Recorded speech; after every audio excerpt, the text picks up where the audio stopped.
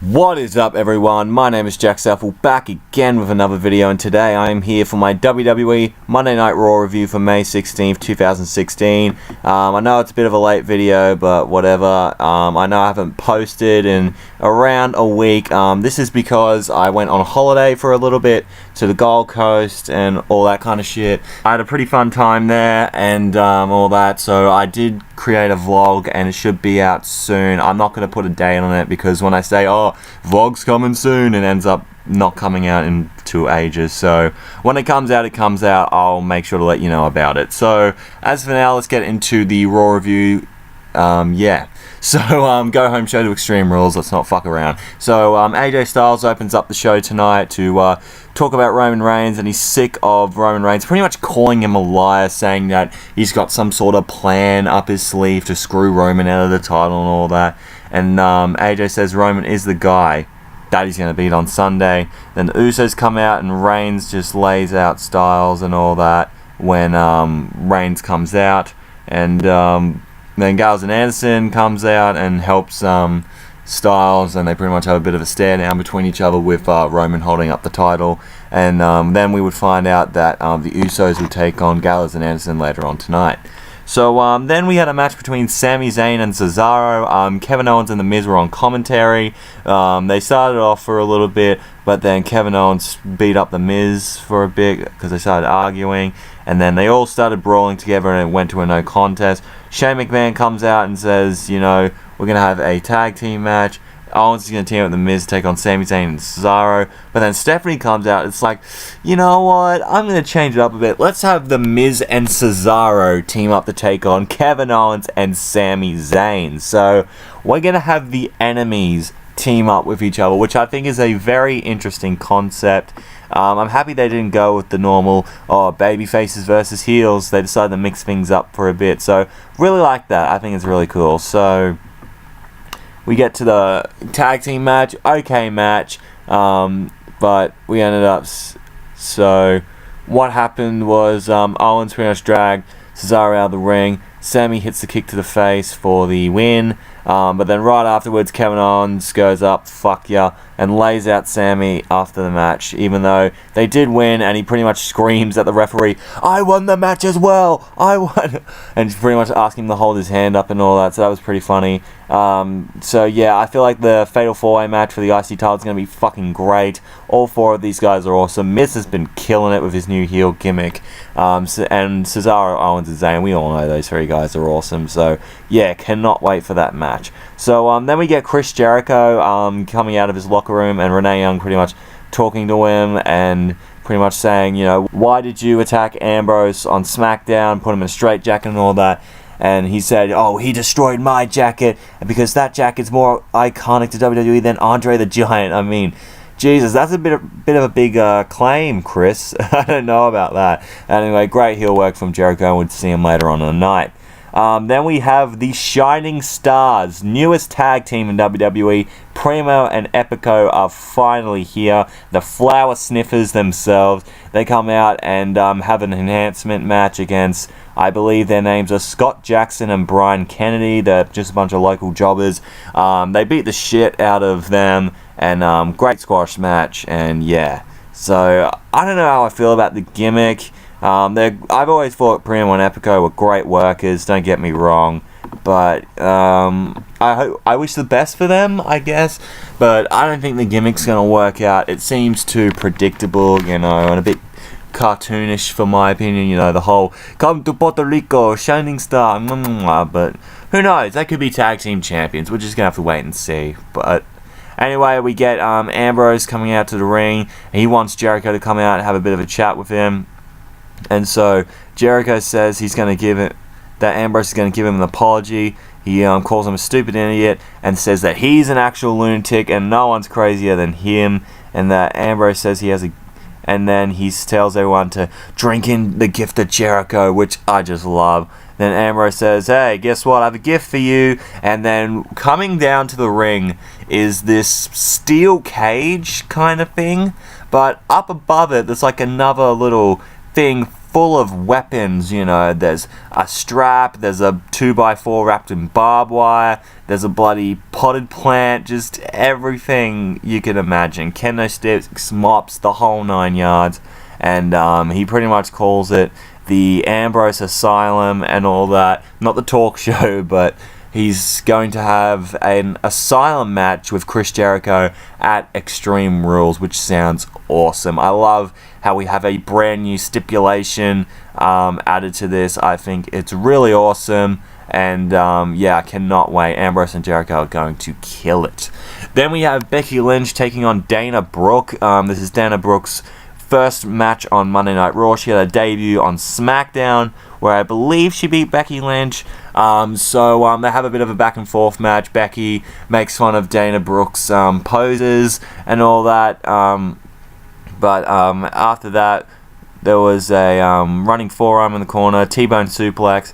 But then Becky tried to do a sunset flip, but Dana reversed it, hit the 1, 2, 3, and picked up the win. So, yeah, I'm very happy about Dana Brooke coming to Raw. You know, she has a great look. She's very athletic, and I think she could do a lot of great stuff on the main roster. I don't know if she's going to get a match on the pay-per-view. Probably not. Maybe they could throw in another match just for shits and gigs, you know, Becky Lynch versus Dana Brooke, and knowing WWE, Becky will probably win because 50-50 booking is the best booking ever, according to them. So then we have a segment with Darren Young and Bob Backlund being his life coach, and pretty much and Bob Backlund asks him, okay, can you check the time for me? And so so Darren picks up his phone, and Backlund's like, wait, what the hell is that? And it's like, yeah, I'm just grabbing my phone. No, we're going to make you great again. Do 200 squats. It was a stupid segment. And, yeah, I don't know about the life coach thing. Then we have Shane and Stephanie chatting backstage until the Dudley Boys come out. And they want some local little guys to squash. Just like the Puerto Rican guys did. But Shane's like, no, that won't happen unless you're Primo and Epico. And one of you guys will have to face Big Cass later on tonight. So then we get to R-Truth and Goldust versus Tyler Breeze and Fandango.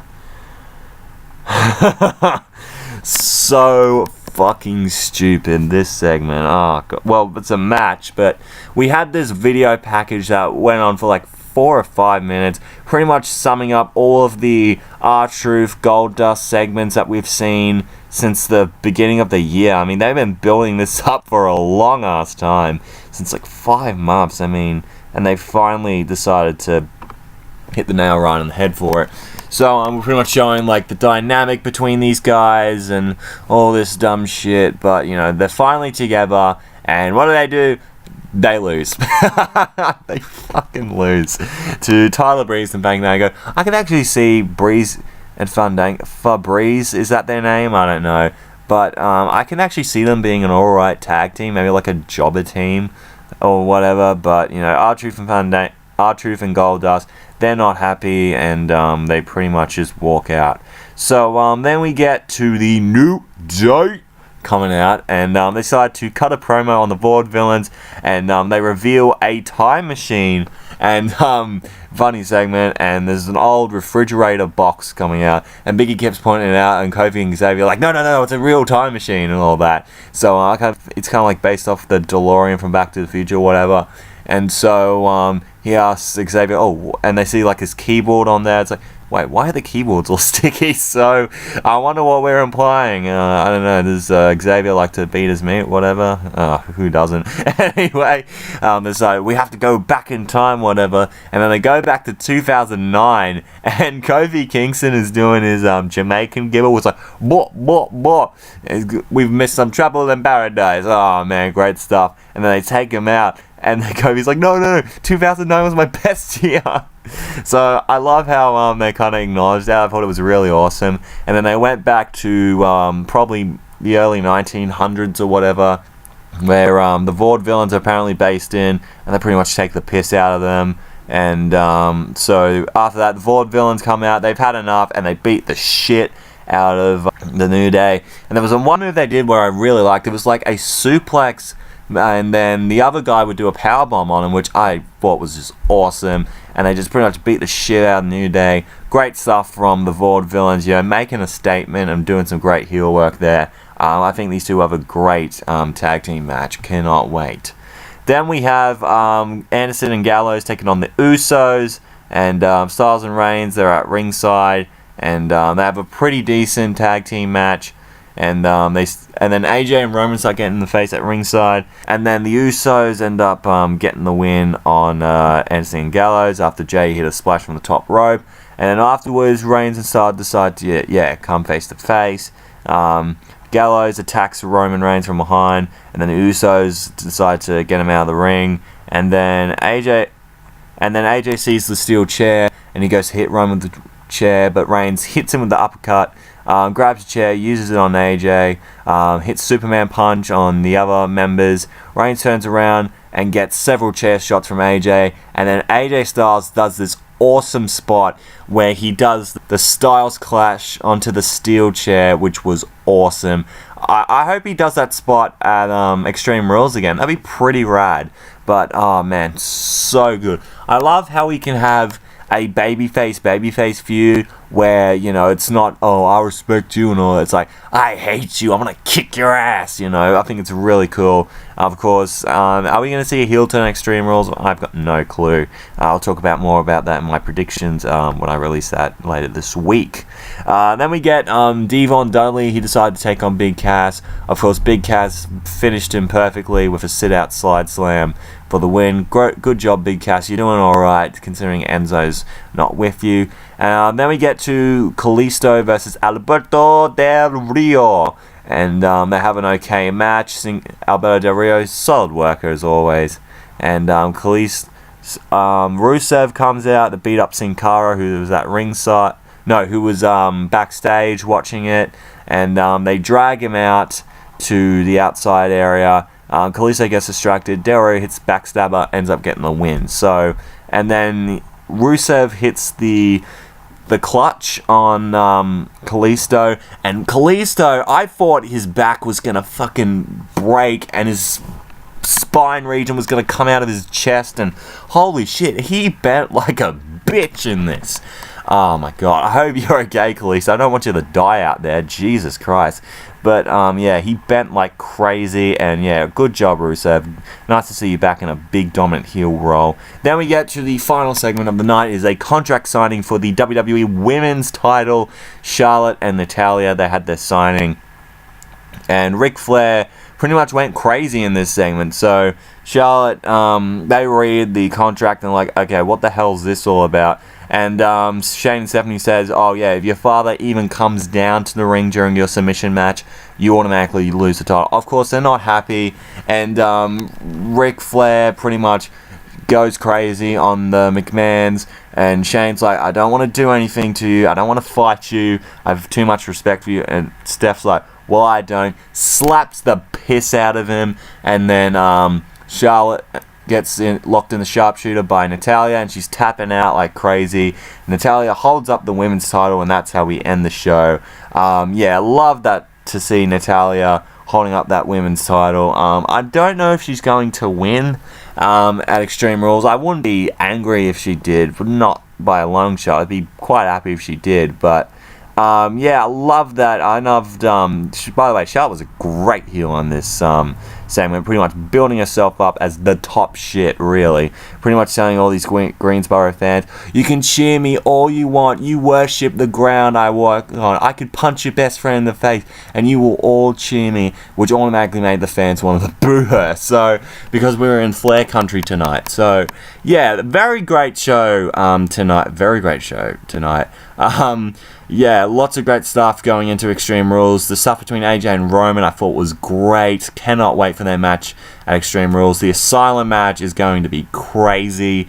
And lots of great stuff all around. So thank you guys for watching this video. I hope you have enjoyed. If you did, make sure to leave a like. If you did, comment down below what you thought of this episode of Raw. And if you want to see more from me, hit that subscribe button. You'll be glad you did.